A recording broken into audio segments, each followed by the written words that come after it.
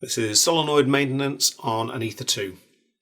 This doesn't need to be done on a regular basis. I recommend the maximum every 100,000 shots.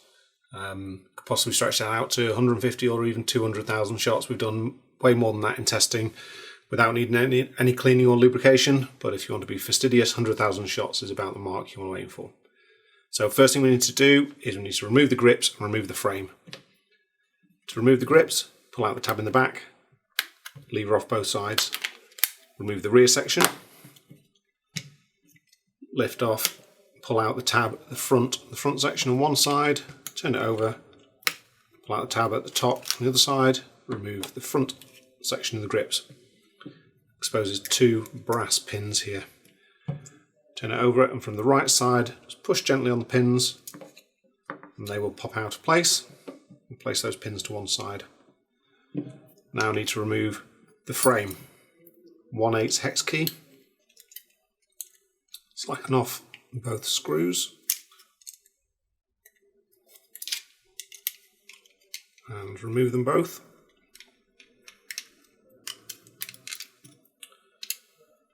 When you remove them, it doesn't matter which order you remove them in, but when you reattach the frame, always put the rear frame screw in first.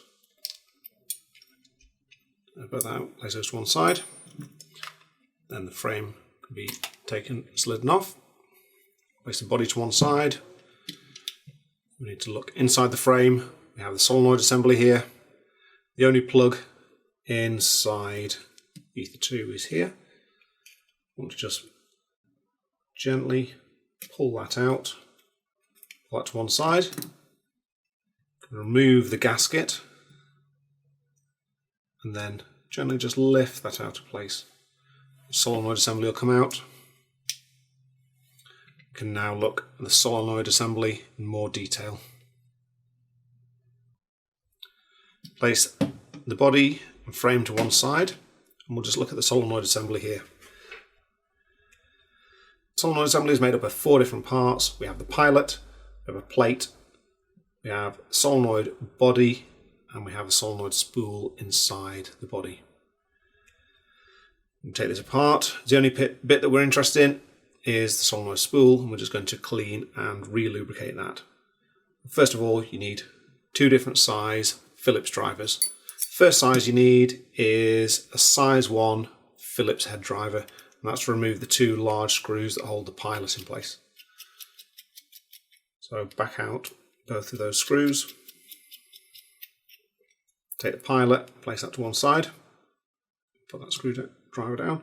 Then we need a Phillips head 0 size to remove the 2 small screws that hold the plate in place. So remove both of those screws. Careful with them because they're very small. Take the plate and screws and put that to one side. And that driver can also be placed to one side. Now all we have is solenoid body and the spool. Take a small hex key or the Phillips driver used before, just push on back of the spool will slide out, and that is then just the body. This can be cleaned with a microfiber inside or with cotton buds, earbuds, Q-tips on the inside. Just clean any old grease and debris out of there. You want to take the spool and the microfiber again, or some tissue. Clean the old grease off and inspect all the seals. 3 seals on there. Good look at those. Make sure there's no wear, tear on any of those seals. And we'll take a little bit of grease. Planet Eclipse grease. Don't use anything else. Planet Eclipse grease is tested with all the seal materials we use and obviously with the pilot assembly, so we know there won't be any negative effects on any of the components using our greases, which isn't the same for all greases. So please just use Planet Eclipse grease. It's not just about performance, it's about longevity of seals and materials. So grease up the 3 seals and place that back into solenoid body. You want to take the plate, drop that back on. And again using the 0 size Phillips driver, put in both of the screws there.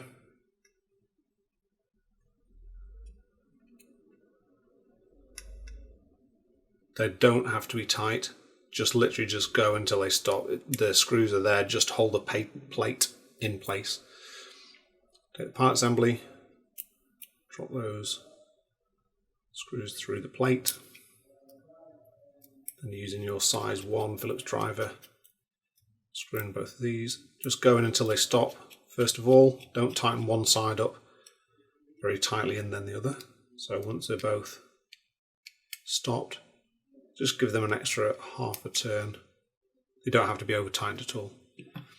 And that's the solenoid assembly reassembled. Once you've got a solenoid assembly reassembled, it can go back inside the frame assembly. Take frame assembly and pilot goes towards the front.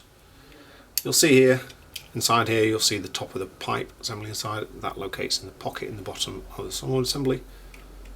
Drop that in, you'll just feel it snug down onto the pipe. And a little bit fiddling around to get the plug back in. Use the end of a hex key if you like, just to push it into place.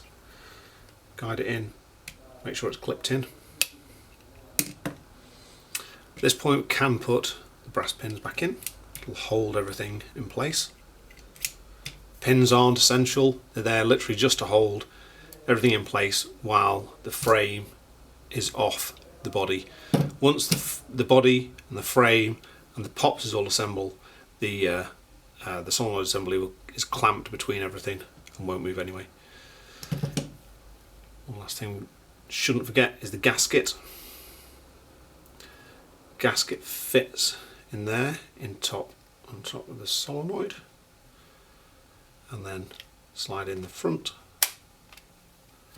and we will the rear frame screw first.